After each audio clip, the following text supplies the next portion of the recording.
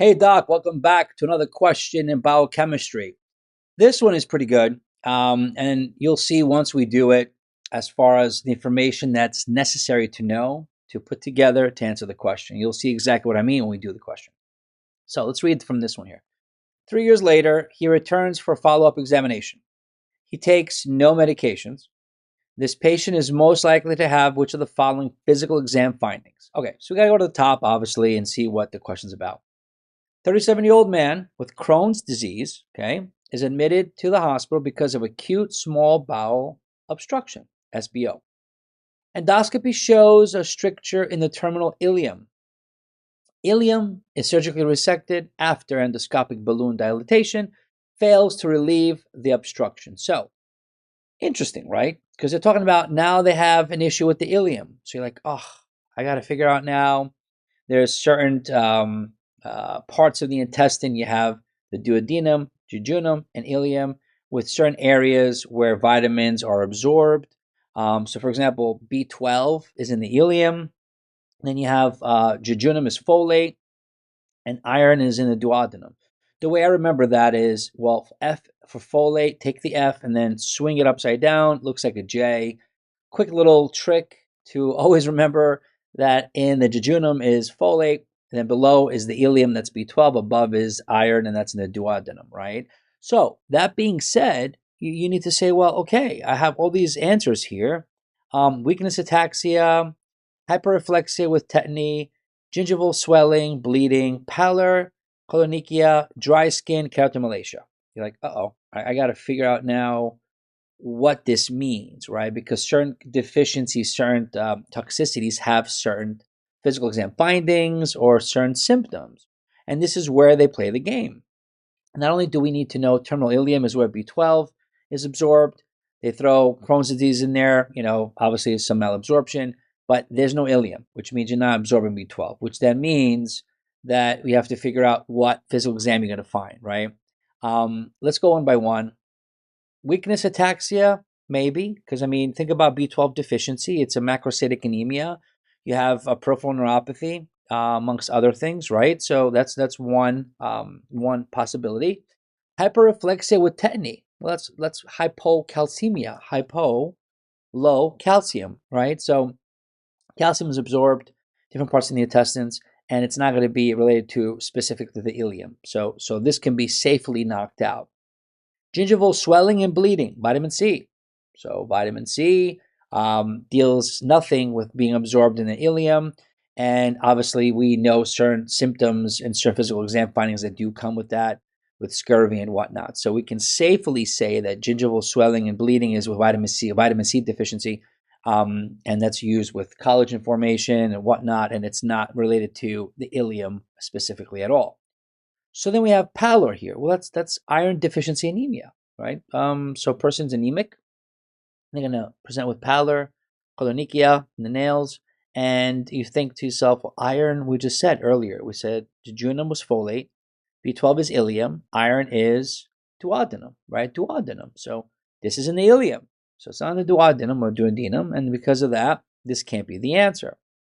And then dry skin and keratomalacia, that's vitamin A. So vitamin A presents with dry skin, keratomalacia, as well as other symptoms and signs. And again, because we need to remember that terminal ileum is where B12 is absorbed, that's the point of entry for this question, right? Main thing is ileum. Once you know that, you're good. If you didn't know that, now you do. And if you still didn't know that maybe B12 and ileum are connection, that's where B12 is absorbed, you can then go one by one, hopefully know what these really present with, what deficiencies they have. And because of that, then you can have a better idea of how to really rule out the answers. So dry skin, keratomalacia, that's vitamin A. And then the answer would be weakness and ataxia, because in this case, you have the famous B12 deficiency, where I'm going to open up this photo here. Great photo here. These cards are great for AMBOSS. Again, I only advertise and promote AMBOSS because I think it's a better bank ideally for a lot of medical students. I've seen a lot better results with AMBOSS. That being said, after you use AMBOSS, if your time permits or it's permitting, then you would go to practice with UWorld, because UWorld has no tools. It's just a QBank, with answer choices. Here, you have the key findings, you have the attending tip, you have a huge library of articles at your fingertips, including these amazing cards here. So B12 is something that's always going to be tested on your exam, from megaloblastic anemia to right here. Here we go. Subacute combined degeneration of spinal cord. This is exactly what we're talking about. In this case, would be peripheral neuropathy dealing with B12 deficiency. But you see, there's a lot more, right? Symptoms of pernicious anemia, Hashimoto's, gastritis, and so on. Wonderful opportunity to really, really acclimate to what the information has to offer, and also be able to recall this information on exam day. It's very, very important. And again, prognosis without treatment, guess what? Irreversible neurological damage. That's important to know. So take your time, absorb as much as possible. Please do not panic because you can't learn it all immediately. But you see, I choose these questions for specific reasons. Because as you keep watching more of our videos and understand that, the skills are skills, and there's techniques and tactics and ways to really look deeper into the question, you still need to know some content. You need to know a lot of content, because if you don't know the information, how can you then apply it to answering the questions at a faster pace and more when it's a timed structure, specifically on exam day? So B12 deficiency is very important. And I know you know that. We've talked a lot about methionine, homocysteine, B12, B6. I want to drill it in your heads until I turn blue in the face.